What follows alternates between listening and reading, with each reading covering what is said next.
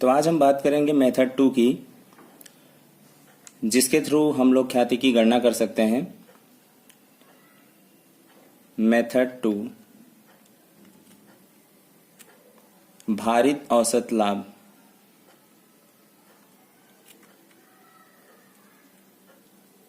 औसत लाभ की पद्धति।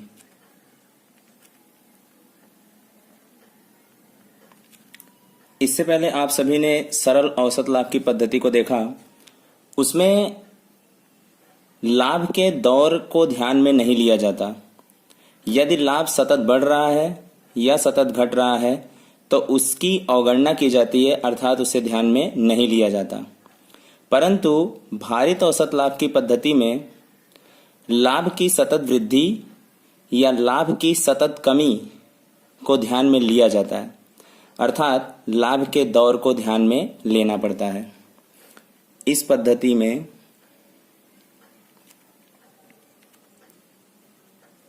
लाभ के दौर या दिशा को ध्यान में लिया जाता है।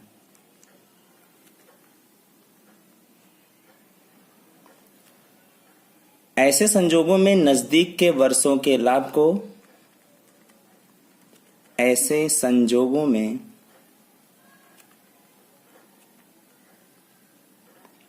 नजदीक के वर्षों के लाभ को अधिक भार तथा उससे पहले के वर्षों के लाभ को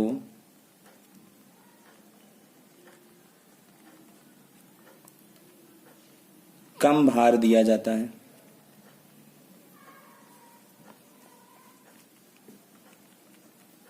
अर्थात मान लेते हैं कि 2010, 2011, 2012, 2013 इस प्रकार से 4 वर्षों के लाभ हमें दिए गए हैं।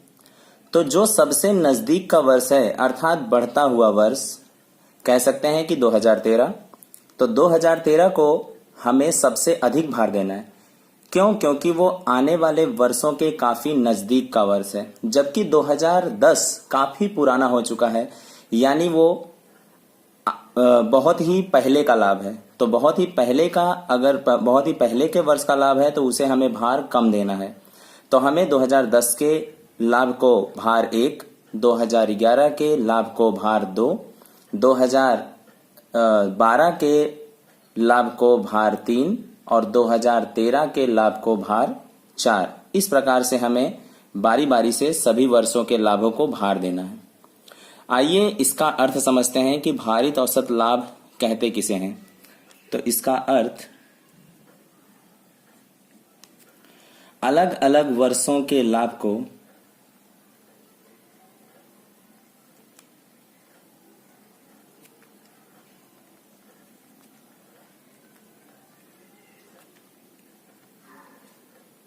भार देकर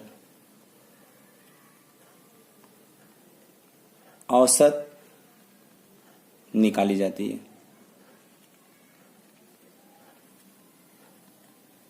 जिसे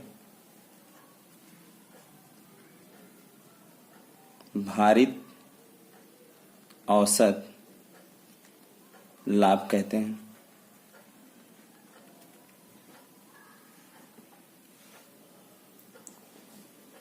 तो सबसे पहली बात आती है कि प्रश्न में हमें यह पता कैसे चलेगा कि इसे सरल औसत लाभ की पद्धति से ज्ञात करना है या भारित औसत लाभ की पद्धति से। तो भारित औसत लाभ की पद्धति में कुछ पहचान बताई गई है। पहचान, सबसे पहली पहचान है कि प्रश्न में हमें भारित औसत पद्धति से ख्याति की गणना करनी है, इसका जिक्र होता है। अथवा अगर यह नहीं दिया गया है तो लाभ को ध्यान देना है लाभ सतत बढ़ता नजर आएगा अथवा लाभ सतत घटता नजर आएगा। तो यानी 3 रीत से हम पहचान कर सकते हैं कि किस प्रश्न में हमें भारित औसत लाभ की पद्धति का प्रयोग करना है ख्याति की गणना हेतु। आपने देखा भारित औसत लाभ की पद्धति से इस सवाल में ख्याति की गणना करनी है, ऐसा प्रश्न में पहले से ही जिक्र हो सकता है। अगर ऐसा नहीं दिया हुआ है तो लाभ को ध्यान में लेना है, लाभ हमें कैसा दिया हुआ है। अगर वो सतत बढ़ता हुआ दिखाई दे रहा है यानी इंक्रीजिंग ऑर्डर में है, चढ़ते क्रम में है, तो ऐसे कंडीशन में भी भारित औसत लाभ की पद्धति से ही ख्याति की गणना करनी है। और एक दूसरा भी ऑप्शन है कि लाभ को अगर हमें ऐसा दिखाई दे रहा है कि सतत घटते हुए क्रम में दिखाई दे रहा है यानी डिक्रीजिंग ऑर्डर में दिखाई दे रहा है, तो ऐसे कंडीशन में भी हमें भारित औसत लाभ की पद्धति का ही प्रयोग करना है। आइए इसके मेथड को 3 स्टेप्स के माध्यम से समझते हैं। स्टेप्स, तो स्टेप्स में पहला स्टेप है कोष्टक की रचना।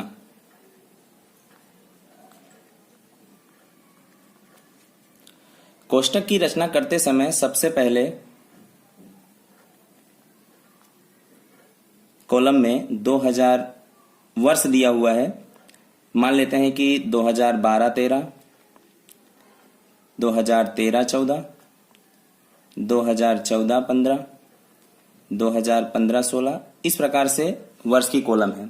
ये सवाल में बार बार चेंज रहेगा, जो भी प्रश्न आपको रहेगा उसके मुताबिक ही हमें वर्ष लिखना है।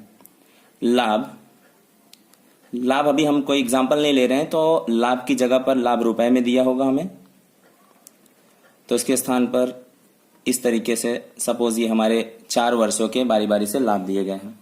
लाभ जो दिए रहेंगे या तो ये इंक्रीजिंग ऑर्डर में रहेंगे या तो वो डिक्रीजिंग ऑर्डर में, अर्थात या तो वो चढ़ते क्रम में रहेंगे या तो फिर उतरते क्रम में। लाभ के पश्चात हमें भार का एक कॉलम देना है, और मैंने आपको बताया था कि जितना ही नजदीक का यानी जितना बड़ा वर्ष है उसको सबसे अधिक भार, और जितना ही पीछे का वर्ष है उसे उतना ही कम भार। यानी सबसे पीछे का वर्ष कौन है, 2012-13, तो उसे हमें 1 भार देना है, 13-14 को 2 भार, 14-15 को 3 भार और 15-16 को 4 भार। इस तरह से कुल भार हमें ज्ञात हो जाता है। कुल भार 4, 3, 7, 2, 9 और 1, 10। कुल भार के स्थान पर हमें 10 का प्रयोग करना है। उसके बाद एक नेक्स्ट कॉलम बनती है भारित लाभ की। भारित लाभ, तो भारित लाभ कैसे ज्ञात होगा, लाभ और भार का मल्टीप्लिकेशन करके, यानी दोनों का गुणा किया जाएगा। तो लाभ गुणे भार। अब मान लीजिए यहां पे 10,000 है तो 10,000 एकम 10,000। यहां मान लीजिए 20,000 है तो 20,000 दूनी 40,000। हालांकि हमने यहां पर किसी रकम का प्रयोग नहीं किया, इसलिए हम डायरेक्टली ऐसे टिक आउट करेंगे। और यहां पर 4 वर्षों के भारित लाभ को जब हम टोटल करेंगे कैलकुलेटर के थ्रू, तो यहां पर हमें मिल जाएगा कुल भारित लाभ। कुल भारित लाभ सबको जोड़ने पर जो हमें मिलेगा वो हमारे लिए कुल भारित लाभ होगा। ये तो हो गया स्टेप नंबर 1। स्टेप 2, स्टेप 2 में हमें क्या करना है, भारित औसत लाभ ज्ञात करना है। भारित औसत लाभ, पहली पद्धति में हम लोग सरल औसत लाभ की विधि में औसत लाभ ज्ञात करते थे। जितने भी वर्ष दिए रहते थे और उनका जितना भी लाभ दिया रहता था सबको टोटल करके वर्षों की संख्या से भाग करते थे, जिसे हमें सरल औसत लाभ मिलता था। यहां पर हमें भारित औसत लाभ, यहां भारित शब्द है इसलिए हमें क्या करना है, कुल भारित लाभ को कुल भार से डिवाइड करना है। कुल भारित लाभ, इसका फॉर्मूला हो जाएगा भारित औसत लाभ का, कुल भारित लाभ अपॉन में कुल भार।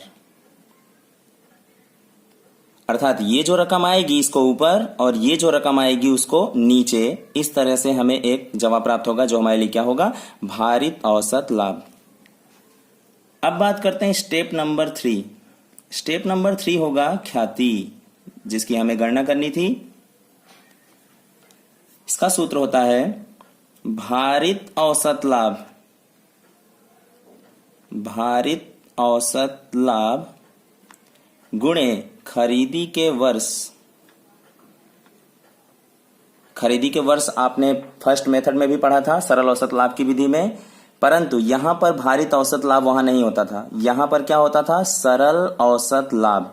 सरल औसत लाभ को खरीदी के वर्ष से गुणा किया जाता था, परंतु यहां पर क्या करना है? भारित औसत लाभ को यहां लिख करके गुणे खरीदी के वर्ष।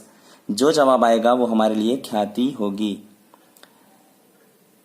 तो ये था भारित औसत लाभ की पद्धति से ख्याति की गणना कैसे करते हैं, उसका नियम। धन्यवाद।